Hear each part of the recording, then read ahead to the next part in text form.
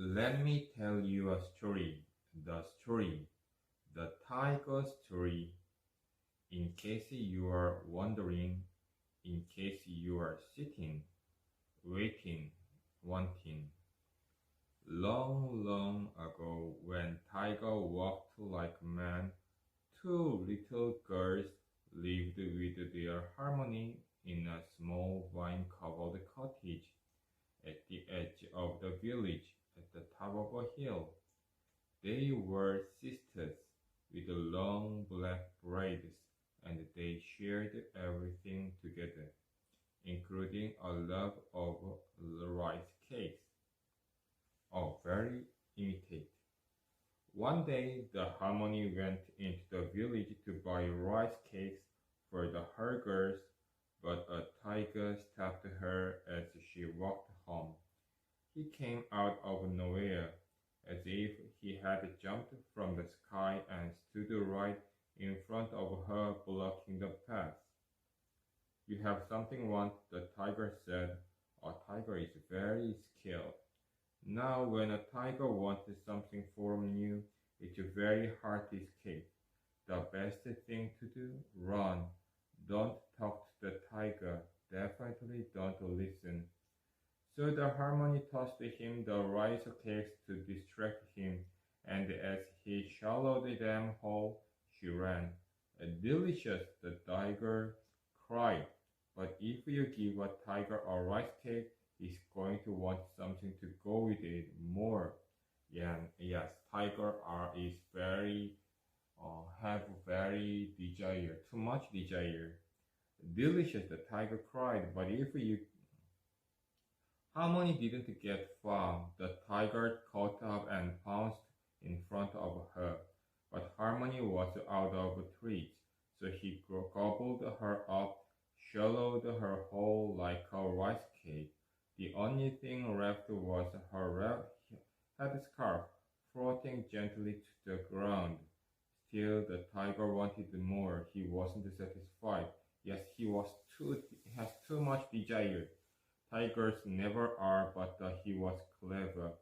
He took a Harmony's headscarf, and when he went to the little cottage days later, he wore it as a disguise.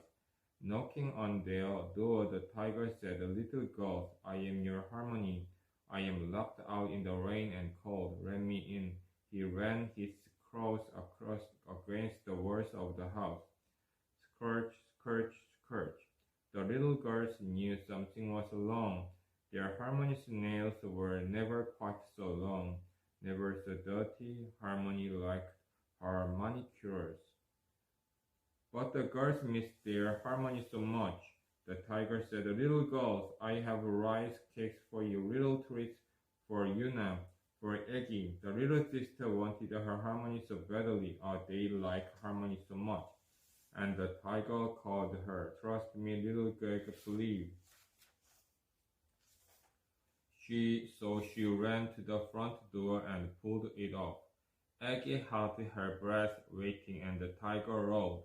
Here is a lesson: never trust a tiger. Aggie quickly realized that the tiger was not her Harmony. Harmony was not a rolling tide.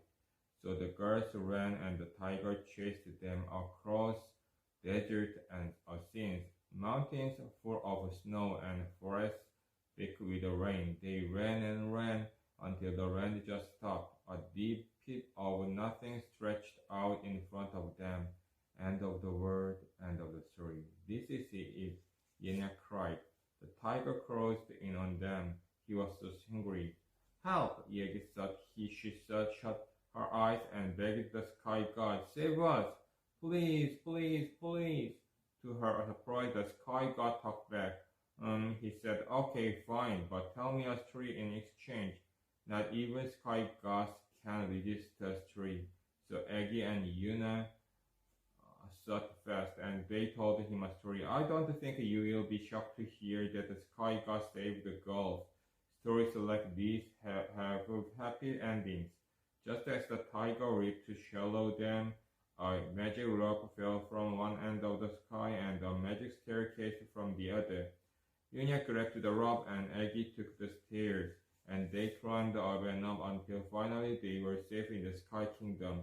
There, the Sky God told them they could stay with him forever, but they needed jobs. Living in the Sky Kingdom, it's expensive, so the older sister became the sun and the younger sister became the moon.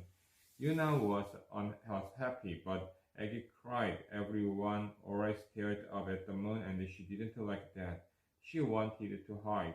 So the elder offered to trade places. Don't worry, you can be the sun instead. Nobody can stare at the sun.